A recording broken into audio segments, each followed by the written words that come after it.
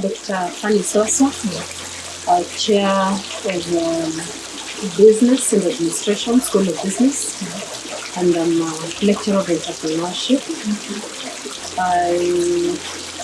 I'm here as a participant in this workshop of action learning. Yeah, and I think this is a journey. The journey, of course, started with the organizers of this workshop interviewing our students who have gone through entrepreneurship, who have gone through School of Business. Just trying to find out how the entrepreneurship program at the School of Business has impacted on them. And the main idea was to try and find out where is the gap, and how therefore can this program now come in to fill that gap. Is going to be able to explain using different sets of data. One lesson, for example, let me say, talk about the first one. The workshop experience there has been very, very rigorous, actually. Let me say that. The rigor with which these workshops have taken place have been very impressive. I mean, it's so much training on us who are doing the work, but also at the end of the day, it is also a learning process. So we've learned a lot. I know I have been lecturing, but my mind has been open to a lot of new ways of teaching, which we call pedagogies. So my thinking has actually been quite opened up. It's a learning moment for me, sharing knowledge and appreciating each other in respect to the interdisciplinary aspects, because we all have different backgrounds academically.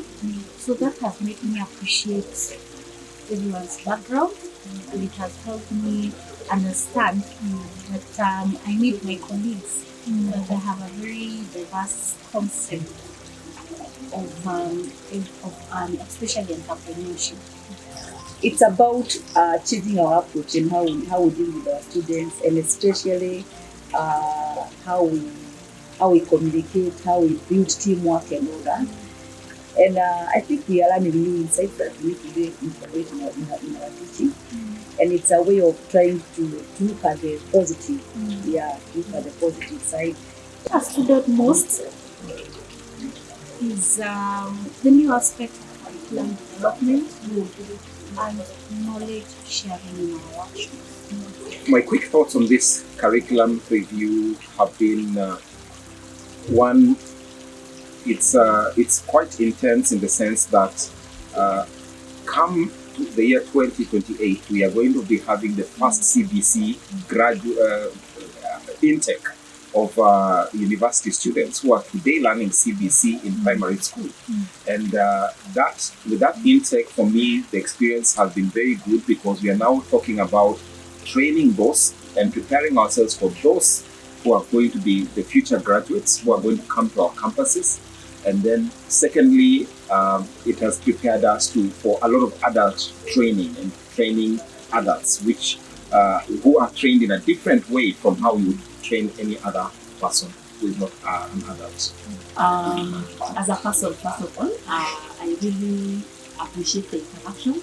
I remember in the classroom we interacted with the youth fund, people from the youth fund. We interacted with a few entrepreneurs. That was a good exposure. I've also been able to interact with members of faculty, deans of students, the chairs of department at close range. So that, for me personally, has exposed me to people. We started the process of curriculum review or development.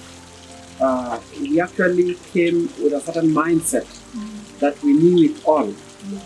But through an interaction process with our facilitators, especially in the first workshop, we learned that there are different methodologies of developing curriculum. And the appreciative inquiry was one of the methodologies that we were trained on, that we were guided on. And actually we came to realize that it is a very very insightful way of developing a curriculum. Okay, what I'm getting out of this workshop is that we actually need to change even the way we approach curriculum development. Because, previously it has been this curriculum, we are developing curriculum and most of them have been theory-based. But this workshop is now telling us that we need to put emphasis on action. That we need to have a lot of student doing, than the teacher doing in our curriculum. What stood out for me, yes, one was the appreciative inquiry, which was a great, let me call it discovery for me as a person. That stood out because I have never used that approach before. Secondly, what has also stood out for me has been, I go back to the first point I said, just the rigor with which development of a curriculum actually takes. So those two stand out for me greatly. Thank you. My parting shot is that KCA University School of Business is the School of Business to watch. This is a premier School of Business, and I would encourage everybody out there to consider KCA University School of Business, because here we impart quality knowledge in style. Thank you.